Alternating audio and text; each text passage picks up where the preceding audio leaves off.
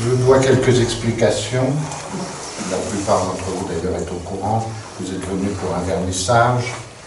J'étais venu pour accompagner Alexandre pour le vernissage d'une exposition. Il était très très heureux qu'il puisse y avoir une exposition au plateau d'Assy. Et puis, il y a 10 jours, sa femme, Evelyne Caille, est décédée brutalement, un AVC foudroyant. Aucun signe avant-coureur. Nous avons été extrêmement choqués. Et évidemment, Alexandre n'a pas eu la force de venir. Donc, je pense que l'exposition pourra avoir lieu, peut-être l'an prochain, peut-être même avant. Enfin, nous allons essayer de la reporter. Et je voudrais dire juste un petit mot sur Evelyne Caille, la femme d'Alexandre, qui était elle aussi un peintre extraordinaire. Alors c'est un peu ridicule, il s'agit de mon oncle et de ma tante. C'est un petit peu ridicule de faire comme ça l'éloge de sa famille. Et au fil des années, depuis l'enfance, depuis que j'ai connu Alexandre et Evelyne, il a fallu que je m'habitue à cette idée, petit à petit, que ces deux peintres étaient des artistes exceptionnels. Des gens très secrets. Alors, je vais essayer d'en parler alors que je sais peu de choses. Et c'est très curieux, en préparant cette petite communication, je me suis aperçu que je savais peut-être plus de choses que je ne le croyais.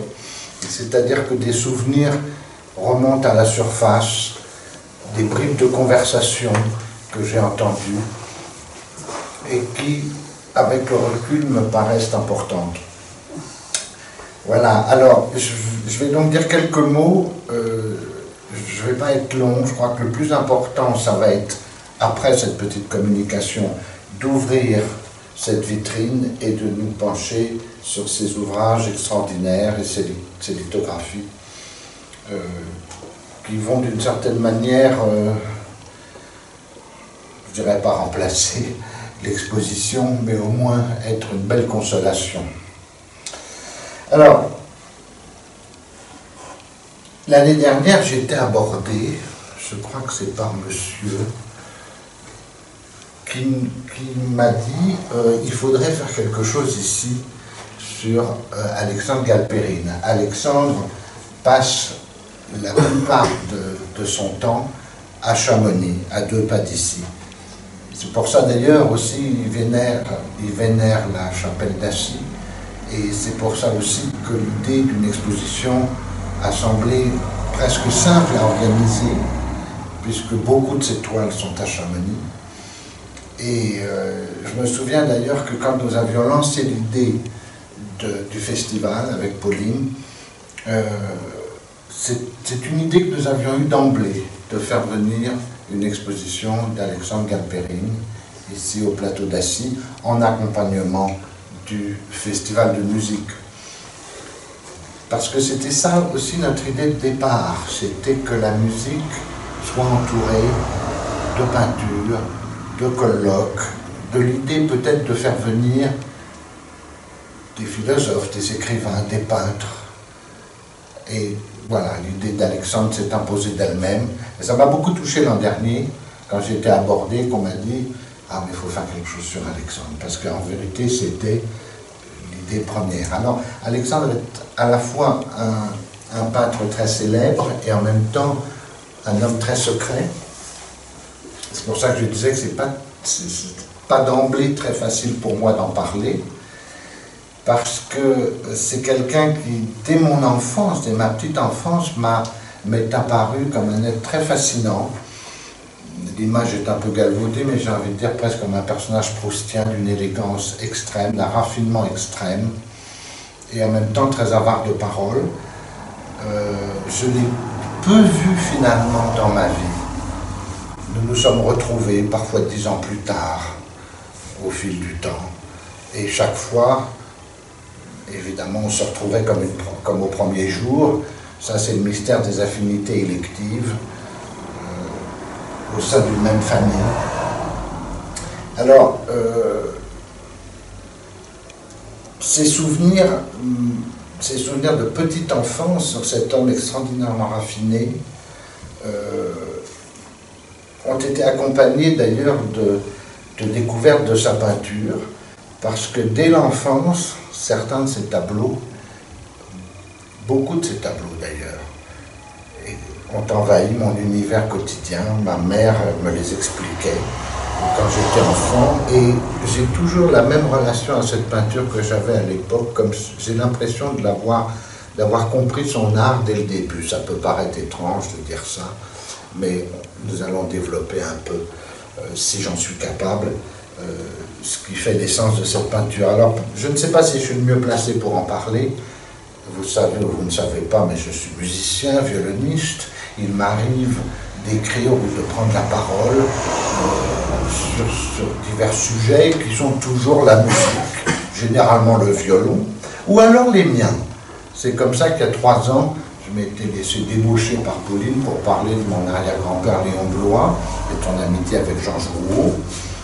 Et voilà, quand je ne parle pas de musique, je parle de ma famille. Je pense pouvoir là parler tout de même de ce que je connais. Voilà, donc je ne vais pas du tout parler en expert de la peinture, vous vous en doutez bien. Alors, il faut, comme je disais que Alexandre est un personnage secret, ce qui explique le fait que c'est quelqu'un de très solitaire, ce qui explique le fait que je l'ai vu, j'allais dire presque tous les 10 ans, apparaître dans ma vie, et chaque fois de manière très affectueuse, très forte, mais tout de même c'est un personnage extrêmement loin du monde, nous allons expliquer pourquoi. C'est quelqu'un de très retiré, et lui et sa femme Evelyne ne vivaient que pour leur art d'une certaine manière, ce qui n'est pas du tout une forme d'égoïsme, mais ce sont des gens qui ont complètement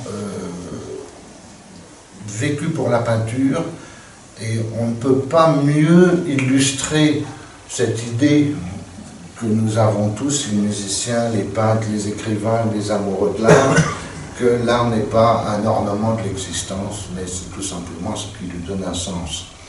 Alors, on va voir à quel point c'est vrai dans le cas d'Alexandre. Alors, il faudrait dire quelque chose, il y a peu d'éléments de biographie, puisque je dis que c'est un être très secret. Il faut tout de même dire quelques mots sur l'origine. Mon oncle Alexandre et son frère jumeau, mon oncle Igor, et mon père, Charles Galperine, qui est décédé au mois de janvier. 3 frères d'origine russe. Quand j'ai connu Alexandre dans ma petite enfance, j'allais encore chez ma baboussia, ma grand-mère russe, à Boulogne. Et j'ai vu d'ailleurs qu'Alexandre dit que son premier émoi pictural, ça a été les icônes. Alors, il est né 3 ou 4 ans avant le début de la guerre. C'est une histoire terrible, puisque c'était des enfants juifs cachés pendant la guerre. Mon grand-père est mort en 1942 à la veille d'une arrestation, il est mort d'une crise cardiaque. Alexandre et Igor avaient 5-6 ans, ils l'ont à peine connu. Alors, la question que je me suis toujours posée quand j'étais dans cet univers russe, qui était un univers très simple, dans un immeuble gris, sans grâce de Boulogne, mais très russe.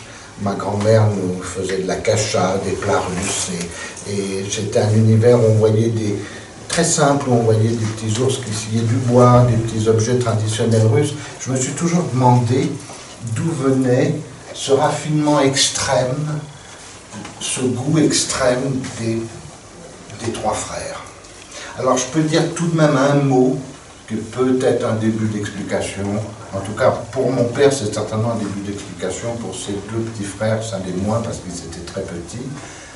Mon grand-père, Grégoire Galperine, quand il est arrivé en France, il a essayé de ne pas être chauffeur de taxi, comme tous les Russes émigrés.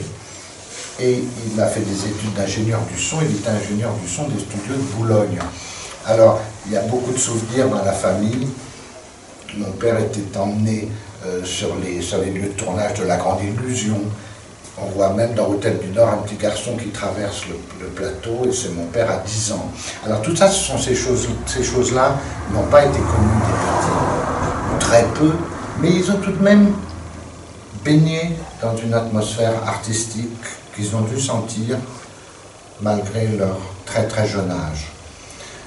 Et alors cet univers russe, et puisque Alexandre fait allusion aux icônes, a sans doute, et certainement même, joué un rôle dans le développement artistique d'Alexandre. Alors, les années de guerre, comme toujours quand les souvenirs de famille sont trop tragiques, j'en sais très peu. Je sais que pour les deux petits, ça a été...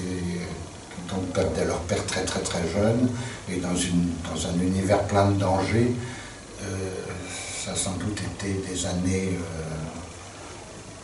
très difficiles, où on allait de cache en cache. Encore une fois, je ne peux pas dire grand-chose là-dessus, je n'ai que des bribes de récits qui viennent de mon père, et en ce qui concerne Alexandre, qui était petit à cette époque, je n'ai eu aucune confidence sur cette période. Je peux tout de même pas la passer sous silence. C'est l'arrière-fond, en tout cas, d'une enfance puis d'une adolescence après la guerre, qui a eu du mal à émerger. Ma mère s'est occupée des deux jumeaux, leur a fait passer leur bac, et puis Alexandre ne s'intéressait à cette époque, apparemment, qu'à la poésie. Il ne lisait que de la poésie, ou pratiquement. Alors, c'est important de parler de ça, parce que vous allez voir que dans cette histoire, pas seulement en raison de la rencontre avec René Char, la poésie et la peinture sont intrinsèquement liées. Je trouve intéressant cette bribe de confidence que j'ai reçue, de savoir que Alexandre ne s'intéressait qu'à la poésie. Il était passionnément poète. Alors, vous me pardonnez de parler de manière un peu décousue, puisque je ne suis pas capable de suivre un fil biographique complètement structuré.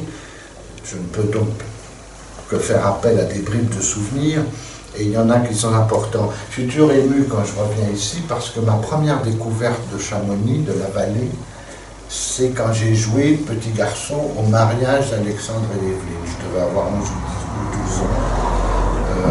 Je ne sais plus exactement les dates, je crois que j'avais joué du Handel à la messe. Et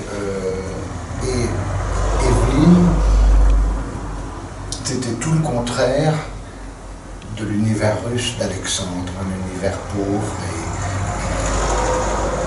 et d'immigrés. Et Evelyne Caille était la fille de la grande bourgeoisie française. Son papa était avocat au conseil, était à la cour de cassation. Et c'était des gens tout à fait merveilleux. François Caille n'était pas un peintre du dimanche, c'était un vrai peintre qui a donné l'amour de la peinture à sa fille, de la peinture et de la musique. C'était un merveilleux mélomane. Ça renvoie à cette grande bourgeoisie française, amie des arts, mais plus qu'amie des arts, plus que soutien des arts. C'était des gens qui... Un homme comme François Caille vivait véritablement dans l'art. Pourquoi je vous parle de lui? Parce que il y a eu une très belle relation, pour ce que j'en sais, entre Alexandre et son beau-père, ce qui ne va pas après tout de soi.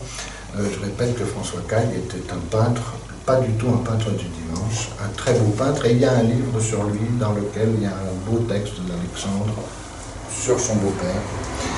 Alors, d'après ce que j'ai su, c'est Alexandre qui aurait convaincu sa femme qu'elle était peintre, qui lui aurait vraiment mis le pied à l'étrier, qui aurait joué un rôle de Pygmalion. Et je trouve ça beau, parce qu'effectivement, Evelyne, qui vient de nous quitter, est un grand peintre. Quant à lui, il peignait beaucoup, il écrivait des poèmes, et puis, en 1974, il rencontre René Char. Alors, vous allez bien comprendre que je ne parle pas de cet illustre poète de manière snob, et que la rencontre a été une rencontre non seulement déterminante, mais importante. je crois qu'on peut parler de ces livres que vous allez voir tout à l'heure, que vous allez découvrir, parce qu'on va ouvrir la vitrine et on va tourner les pages de ces peintures extraordinaires, de ces lithographies. La rencontre avec Char a convaincu Alexandre, il va être convaincu à son tour, après avoir convaincu sa femme, qu'il était peintre. Apparemment, c'est Char qui aurait dit à Alexandre, tu es peintre.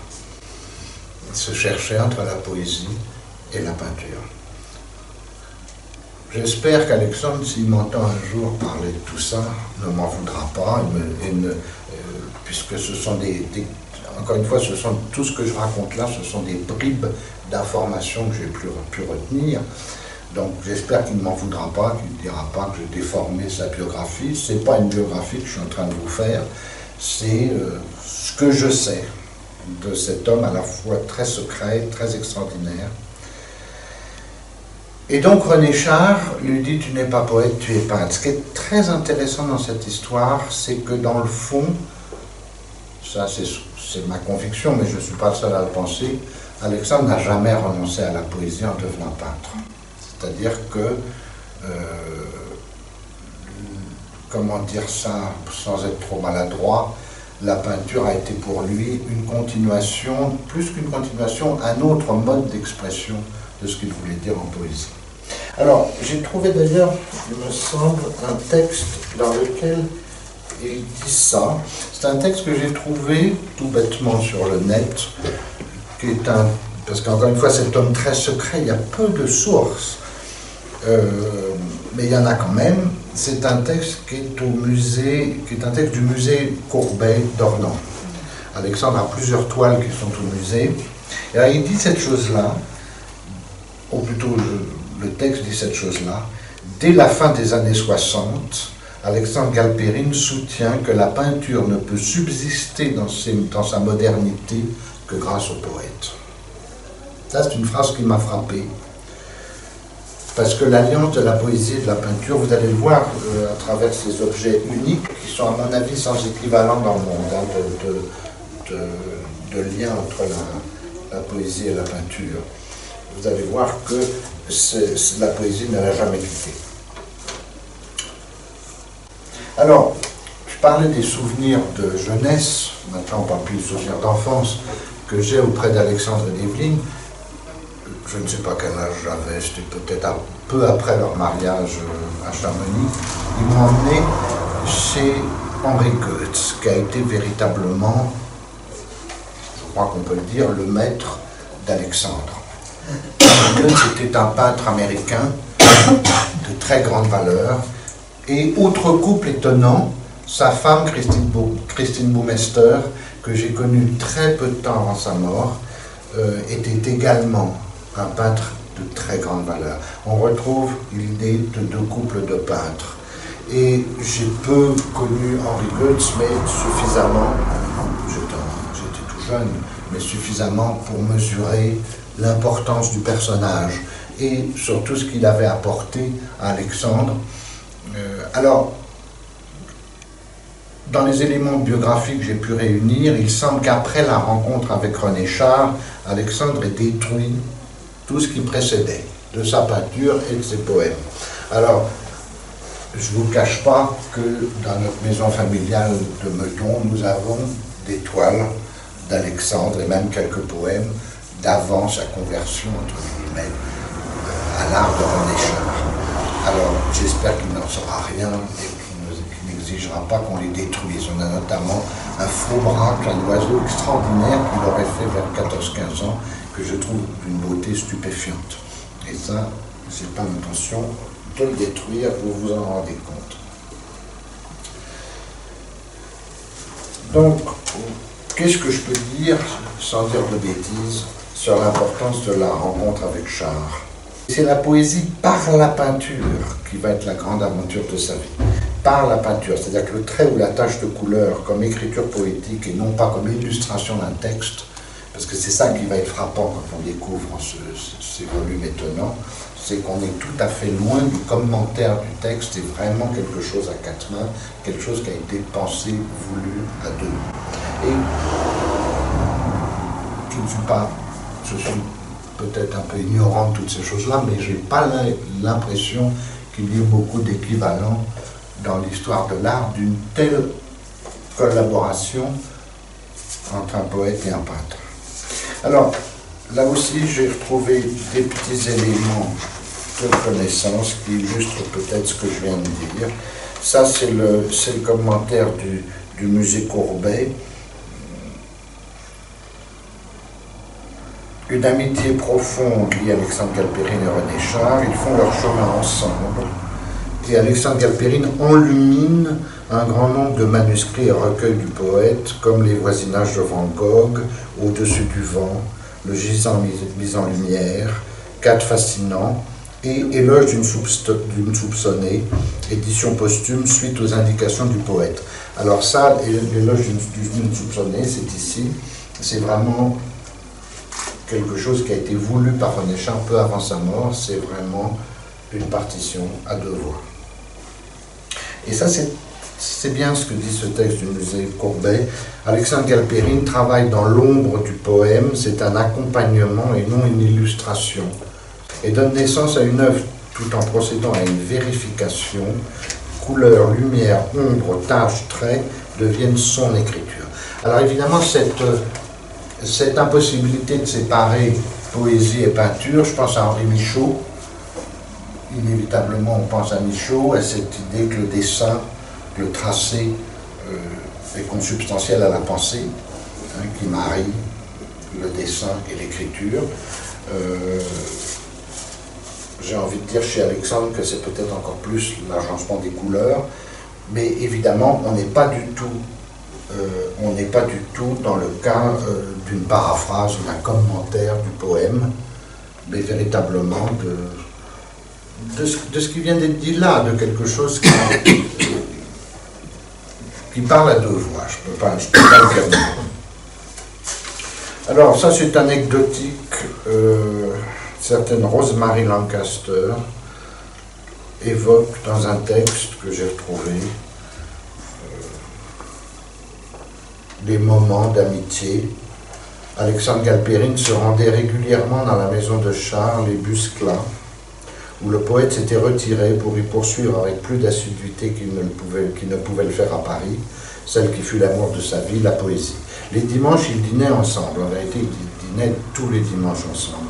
Ça a été évidemment une amitié fusionnelle, on dirait aujourd'hui, une amitié d'une profondeur inouïe. Alors Alexandre dit parfois, quand il avait un peu de vague à l'âme, loin de cette vie parisienne, dont il avait aimé l'effervescence créatrice, je lui parlais de Montparnasse, de la rue de Chanaley, où il avait vécu, des jardins du Luxembourg et des rues de la ville, où il aimait marcher, de tous ces lieux que j'avais fréquentés après lui dans son sillage, et je le voyais sourire, s'illuminer à ses évocations. Voilà, donc ce sont deux êtres qui se sont retirés de la vie parisienne. Alexandre et Evelyne vont s'installer en Provence, à Barbentane, non loin des Chars. Et Alexandre va passionnément aimer la Provence, il se partage entre la Provence et la vallée de Chamonix, comme il va passionnément aimer cette région. À ma connaissance, ses plus chers amis sont les guides de montagne. Comme Char, ce sont des marcheurs, ce sont des gens qui puisent l'inspiration dans la marche, ou plutôt l'inspiration leur vient de la marche. Et je sais qu'Alexandre est devenu, curieusement, lui, ce gamin de Paris, un vrai montagnard, quelqu'un qui est totalement tombé amoureux de cette vallée, ce qui n'est pas trop difficile, pas plus que de la Provence, d'ailleurs, ce sont effectivement des régions dont il n'est pas trop difficile de tomber amoureux. Mais enfin voilà, c'est surtout le lien avec la Provence est totalement consubstantiel à l'amitié avec René Char. Alors il y a une chose, j'avais été voir, je disais que j'ai peu vu Alexandre et Evelyne, je les vois, comme je disais tout à l'heure, tous les 10 ans ou presque, et chaque fois on se retrouve comme au premier jour. Il y avait même eu un projet de concert au musée René Char, Et on en avait parlé, et René Char voulait exclusivement du Mozart, peut-être du Schubert, mais pratiquement exclusivement du Mozart. Il ne voulait pas du Boulez. Je crois qu'il était très heureux du marteau 100 mètres, mais enfin j'ai senti que ce n'était pas totalement sa tasse de thé quand même, et qu'il voulait un programme Mozart, qui finalement ne s'est pas fait. Ça m'a permis tout de même, cette visite, de mesurer dans ce musée le lien entre Char et les peintres. On est très au-delà d'un amour de la peinture, il y a vraiment une osmose, mais qui, à mon sens, a trouvé complètement sa cristallisation avec la rencontre avec Alexandre. C'est curieux d'ailleurs, je suis toujours frappé quand je vois ces enluminures, parce que je disais qu'il y a 3 ans, j'étais venu parler de Blois, et Blois a commencé sa carrière comme enlumineur. Il retrouvait un art perdu, et l'enluminure n'est pas, comme on disait, une paraphrase du texte, une sorte de rêverie personnelle sur le texte. Ça n'a aucun rapport avec Alexandre, mais je trouve un rapport quand même. Alors, je me souviens d'une dernière soirée avec Alexandre et Evelyne, dont je voudrais tout de même dire un mot, où vraiment on s'était retrouvés comme au premier jour, et Alexandre, qui avait la parole rare, a dit ce soir-là des choses très belles sur son art. Il avait même écrit un manifeste. Je ne sais pas si ce texte a été porté à la connaissance de ses amis artistes, ou si c'est resté dans les tiroirs. C'était vraiment un manifeste en faveur de la peinture. Il exprimait douloureusement, et Evelyne était aussi dans les mêmes pensées, une peur de la disparition de la peinture. Et dans ce manifeste, il exprime très clairement à quel point l'acte de peindre est pour lui un acte essentiel, un acte primordial. Le premier acte peut-être des hommes sur cette terre, des hommes qui commencent à devenir des hommes. Et c'est peut-être ça d'ailleurs l'émotion qui nous saisit quand on voit les extraordinaires dessins des grottes historiques, mais il ne faisait pas allusion à ça, il faisait allusion simplement à ce qui lui paraissait fondamental dans l'art de tracer. Et il craignait, évidemment ce que nous craignons tous, c'est que ce geste disparaisse ou devienne secret. Nous vivons dans un monde d'écran, nous vivons, quand on a assez, je ne voudrais pas enfiler les lieux communs, mais enfin on a assez entendu parler de la mort de l'écriture, peut-être de la mort de la peinture, toute chose qui m'a donné l'impression que lui, comme René Char, se vivait comme des résistants à quelque chose, et peut-être à une époque où fleurissent les fausses valeurs. Alors, je ne voudrais pas lui faire dire ce qu'il ne voudrait pas dire, mais j'ai tout de même clairement senti ça ce soir-là. Alors, est-ce que c'est ce qui explique cette manière de se retirer du monde, de poursuivre cette œuvre à la fois très célèbre, puisqu'aujourd'hui il est tout de même très connu, sans avoir rien fait pour cela? Est-ce que c'est ça qui explique cette manière de se retirer, ou c'est simplement le désir de poursuivre son art? C'est probablement un peu les deux. En tout cas, je ne peux pas m'empêcher de voir Char et Alexandre tout de même comme des gens qui se sentaient, je le répète, résistants à certaines tendances d'une société qui, je le répète, a très souvent tendance à mettre en avant des fausses valeurs. Et en tout cas, moi, c'est ce que j'éprouve quand je contemple ces choses-là, c'est à quel point là, nous sommes très loin des fausses valeurs. Alors c'est curieux parce qu'il me semble que j'ai compris ça quand j'étais enfant. Ma mère m'a initié à cette peinture très tôt. Des peintures qui, paraît-il, ont été détruites après, en tout cas pas celles que nous possédons encore. Mais ce qui est certain, c'est qu'après la rencontre avec Char, il y a une aventure artistique qui, je l'ai dit tout à l'heure, me paraît sans équivalent dans la manière de marier deux voies qui n'opposent pas la peinture et la poésie, mais l'une et l'autre des voix sont consubstantielles à l'autre. Enfin, c'est extrêmement étonnant dans ces tâches, dans ces traits, dans ces compositions, de voir que c'est, comme je le disais tout à l'heure, une autre manière de faire de la poésie. Alors, je ne vous en dirai pas plus. Je crois que le mieux maintenant est d'ouvrir les vitrines et, page par page, de contempler cet art étonnant. Je pense qu'il était effectivement prudent de mettre tout ça sous vitrine, mais je crois qu'on peut maintenant peut-être les ouvrir et continuer la rêverie sur Alexandre Galperine en tournant les pages de ses ouvrages.